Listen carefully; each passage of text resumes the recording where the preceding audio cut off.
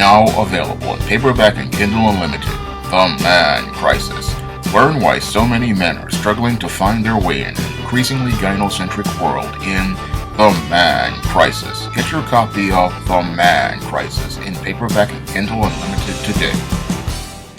Last week, I talked about the first mass shooter, Charles Whitman, who participated in a mass murder in a Texas clock tower where he murdered 16 people. And I also talked about George Hennard, the first American incel who participated in the mass murder of multiple people at the Luby's restaurant in the 1990s. Now I'm going to continue my course talking about the history of the mass shooter, talking about two more mass murderers and how they fit into the history of mass shooters and how they also fit into America's man crisis. And the first individual I'm going to be talking about is the murderer who participated in the San Isidro mass shooting at McDonald's in 1984, James Oliver Huberty. Now, when I take a critical examination of the background of your James Oliver Huberty,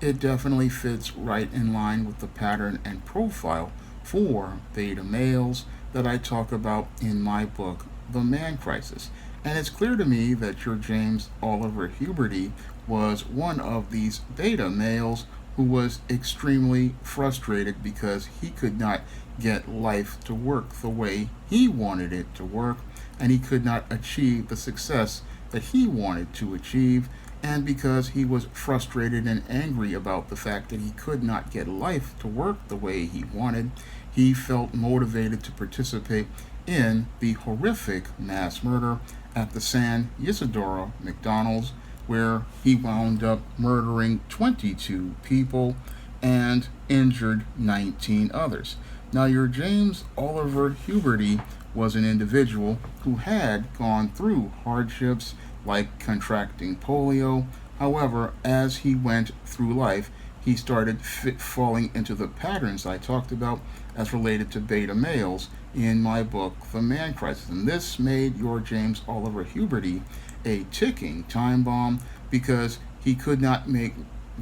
life work out for him, and because he couldn't make life work out for him and get the jobs he wanted to get, he wound up with several things that wound up going wrong in his life, like his home getting burned down. He wound up taking it out on his wife and his children through domestic violence, and then as he had a motorcycle accident, he could not go out here and work like he wanted to, so his life wasn't going the way he wanted, and what he did was he tried to go out here and find other work by leaving the United States. And when that didn't work and he couldn't get a life working in Tijuana, Mexico, he then moved to San Isidro, a community of mostly Hispanic people in a border town, and him being the only white person, I believe this is what made him even more frustrated and angry, made him simmer and boil in rage. And as he was simmering and boiling in rage, he was allegedly having mental health issues, and he wanted to contact somebody for mental health issues. Unfortunately, the receptionist wound up misspelling his name, and he didn't get the call back. And once he didn't get the call back for the mental health help that he wanted, this is where he wound up exploding in the rage that he had for many years, because your James Oliver Huberty, he had been extremely paranoid and he had been buying into conspiracy theories, and this was a major problem that wound up leading up to a lot of his paranoia, and then he wound up exploding in this rage where he wanted to make society pay for his messed up life, and that's what he told his wife. He said society had its chance, and he decided to go to this McDonald's, and sadly he took out a 9mm Uzi and used this as a primary weapon for the massacre at the McDonald's, and he wound up murdering over 22 murdering 22 people, and this was all a tragedy to happen at that McDonald's, because many families and children lost their lives as a result of your James Oliver Huberty's rage, and when he participated in this mass murder, he was basically the first mass shooter to go into a venue and go and murder innocent people. Your James Oliver Huberty has that mark in infamy in being the first mass shooter to walk into a business and murder random innocent people for the frustrations they had about their own lives. That is where your James Oliver Huberty fits into infamous American history as America's first mass shooter. He was the first mass shooter to go out here and go to a restaurant or a business and look to participate in this shooting rampage. And this rampage, sadly, again, took the lives of many young children. That is what is most disturbing about this, and it just shows you what happens when you're dealing with an individual with beta male rage. The beta male rage has no regard for human life because this person feels like they are justified in taking the lives of others because they believe their life is not going the way they want. So this individual shows us how the mass shooter, in their frustration and their anger and their rage, go out here and look to destroy the lives of others in order to feel some sort of satisfaction about their life being destroyed. These individuals feel like since their life isn't going anywhere, they're going to go out in a blaze of glory by taking the lives of as many people as possible. And he probably would have taken more lives had the SWAT officers not come there and taken his life. But this whole incident is so horrifying that it traumatized people for years. I mean, many people suffered extreme trauma as related to this experience because in 1984, no one had ever experienced mass shooters like this since the clock tower back in the 1960s. Nobody had ever experienced this kind of violence back then. And so what's scary is that we see this violence going on right now on a regular basis, and I believe many people wound up copying your James Oliver Huberty once they saw him participate in this carnage at this McDonald's, a family place. He wound up turning it into a bloodbath. Now, the second mass shooter I'm going to talk about in depth is your Patrick Henry Sherrill. Now, your Patrick Henry Sherrill, in the history of mass shooters, is the first person to ever go what they call postal. Now, back in the late 1980s, there was a whole story as related to disgruntled postal workers and them going on a shooting rampage and taking lives. And your Patrick Henry Sherrill was the first individual to go out here and participate in this kind of mass shooting, going to murder his supervisors after they had admonished him as related to some issues that were not related to the job. Now, after the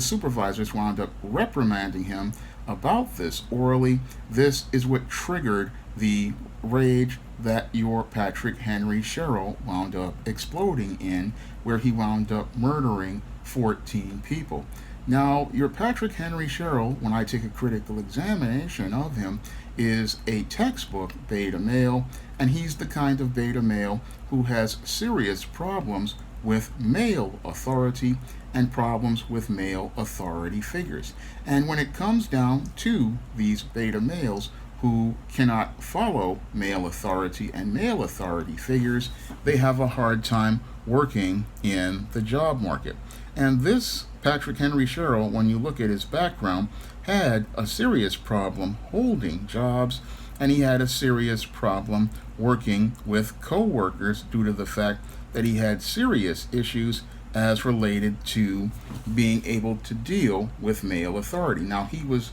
managing to do somewhat well as related to material things like weapons in the Marine Corps, but he had problems working with individuals, and this is what prevented him from having any sort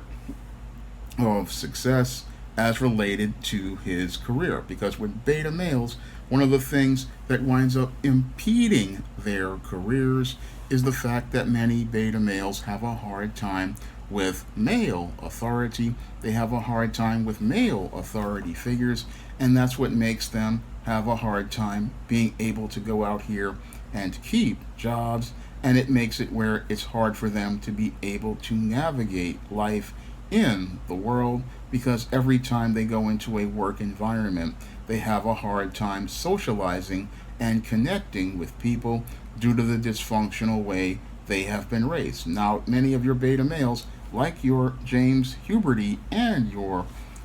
Patrick Henry Sherrill, they have real serious problems connecting with people, again, due to the dysfunctional way they have been raised. Now, both of these men, I believe, had fathers, but those fathers really were detached from them, and that's what led to them becoming very detached from people, and that's what led to them not being able to connect with people, and that's one of the problems that many beta males have in work environments, and this is what causes the beta male to have friction in the workplace. And when they have friction in the workplace, this is what makes it where they don't have any way to make a living, and this is what leads to many of these males winding up triggering their anger, winding up making them simmer and boil in anger, and then when they go out here and go into a workplace and things don't work out, they wind up exploding in rage. Now, this individual, he had gone on multiple jobs. He had worked at the FAA for a while, but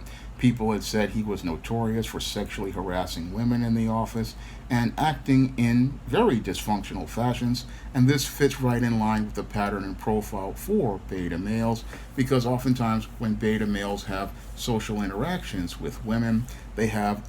that leads to serious problems, because many of these men do not know how to socialize with women, and they participate in perverted behavior. Now, he had this job with the FAA for a short while as a file clerk, and instead of him working on his job, he kept trying to so-called mac women, and this was what led to him losing his job, because he was the so-called quiet guy, but then he was harassing women, and this is what led to him losing this job and then winding up getting another job with the Air Force Reserve. I mean, he had several jobs, but he just couldn't keep them because he didn't know how to socialize with people. And again, this is a major problem with many beta males. They are socially awkward, and they participate in behaviors that are considered to be weird and disturbing, and this is what makes people get alienated from them. And then when they go to a workplace like the post office, I guess this guy went to another post office job, and he wound up acting weird,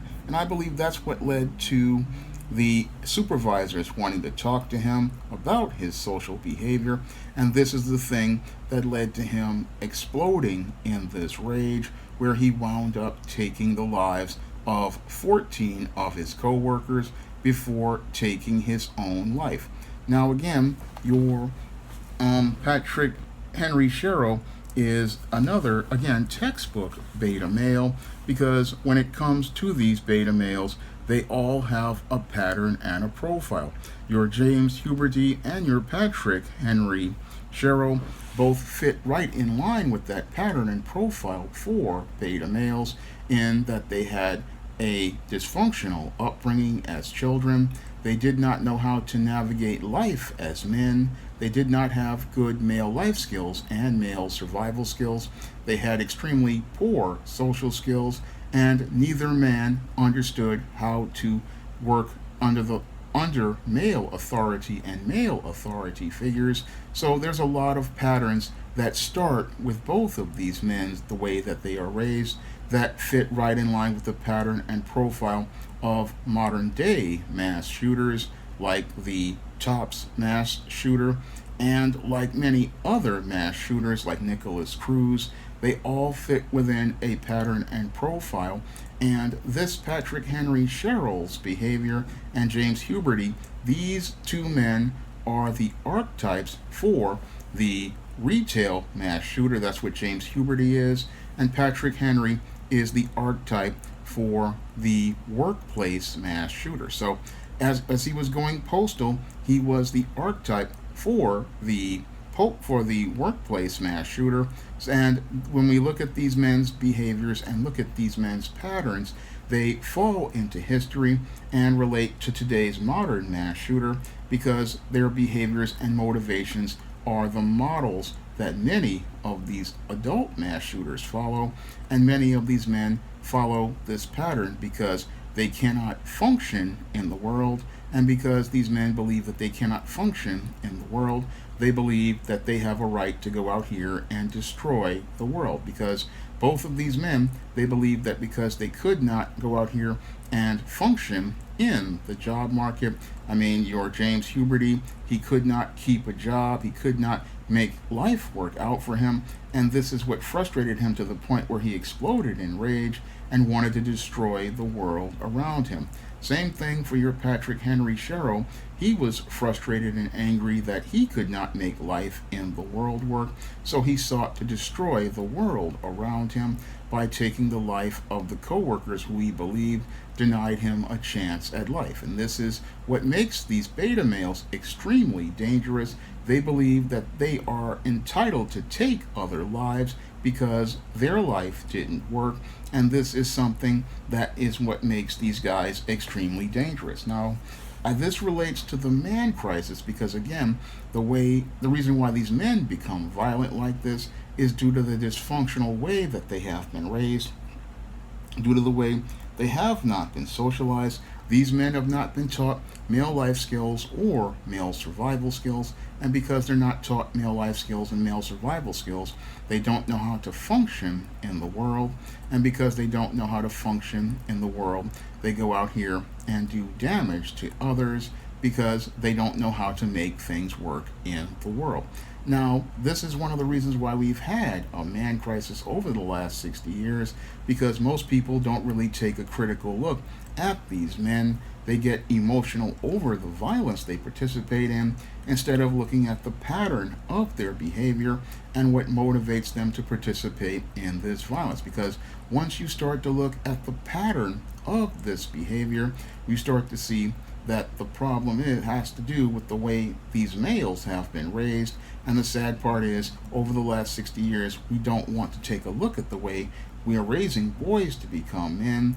because it means that we would have to take a look at the way the feminist indoctrinated women in our society have raised these boys to become men, and we also would have to adjust our corporate power structure in order to accommodate time for fathers and mothers to go out here and take care of their children. And we would also have to change our media so that we can stop producing content with this soft new age man and give us a male figure that teaches boys how to be men and how to survive in the world. So a lot of people don't want their lives changed to be able to produce healthy, functional men, and this is why we're getting these men in crisis who want to go out here and destroy the world in a quest to get revenge and go out in infamy instead of looking to go out here and build the world around them. These guys, they want to destroy the world because they feel like they have no way of making things work, and we're seeing this from generation to generation. And what's scary is now that we're seeing an increase in frequency in this kind of violence, and we're also seeing the ages of these mass shooters go from the age back in 1984 and 1986, where these men were in their mid-40s, to going all the way down to being 18 years old and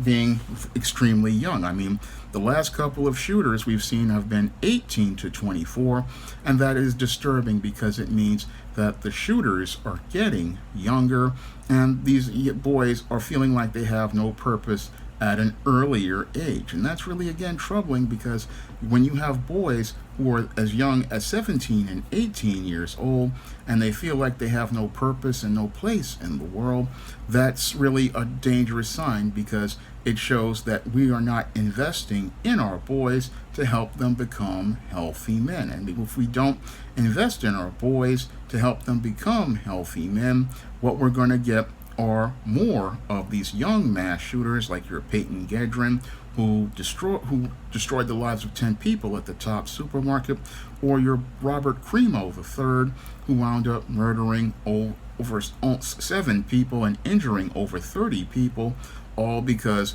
he was frustrated about life. And the main reason why these boys are frustrated about life is because nobody invests time in them, nobody sets boundaries for them, nobody teaches them male life skills or male survival skills. And because these boys are not taught how to function in the world, they participate in dysfunctional violence that winds up taking the lives of innocent people. And as they go out here seeking attention from a world that they feel like they have no place in, the parents sit there and think that they can hold their head up like Robert Crimo III's father, not understanding you should hold your head in shame, because the way you're raising this boy is creating a man in crisis. But that whole paradigm started way back in the 60s with the way we changed the way we raise boys to become men, and we started to see the archetypes start to form with guys like James Huberty and your Patrick Henry Sherrill. And these men are the archetypes for the mass shooters that we see today. And sadly, we don't really take a look at what motivated these men to participate these murders from a psychological background, because if we took a look at them from a psychological perspective, we would see that there's a pattern as related to this behavior, and that all of these individuals fit a profile, and that profile is showing us that it's related not to guns or gun control, but it's related to boys not being taught self-control. And that all relates to the way we have been raising boys to become men in this country, and the way we've been raising boys to become men in this country, to become this kinder, gentler, softer male, is creating a rage-filled, extremely angry individual who is looking to destroy life around him, because he feels like there is no one there for him and no one there to care for him. So these ticking time bombs all have a foundation, and my viewer wanted me to talk about the history of them so you can understand that there's a timeline to this, there's a history to this, and that history is giving us answers, but sadly, no one wants to deal with the answers or acknowledge the man crisis that created all of these mass killers and was the foundation for all of their violence. Now, if you want to learn more about what motivates beta males to become dysfunctional and participate in the violence and carnage that they participate in, you can pick up my book, The Man Crisis, on Amazon.com in paperback and Kindle format. You can also find The Man Crisis on Smashwords, the iBookstore, and Google Play. And if you want to see me make more men's issues videos like this requested video, you can donate to my Patreon, my PayPal, or my Cash App by clicking the links in the description box. That's all I have to say for this video. You can comment, rate, and subscribe. Now available in paperback and Kindle, Stop Simping in Cyberspace. Learn how to avoid predatory females like Instagram models and e-girls in their virtual con games with Stop Simping in Cyberspace. Get your copy of Stop Simping in Cyberspace in paperback and Kindle today.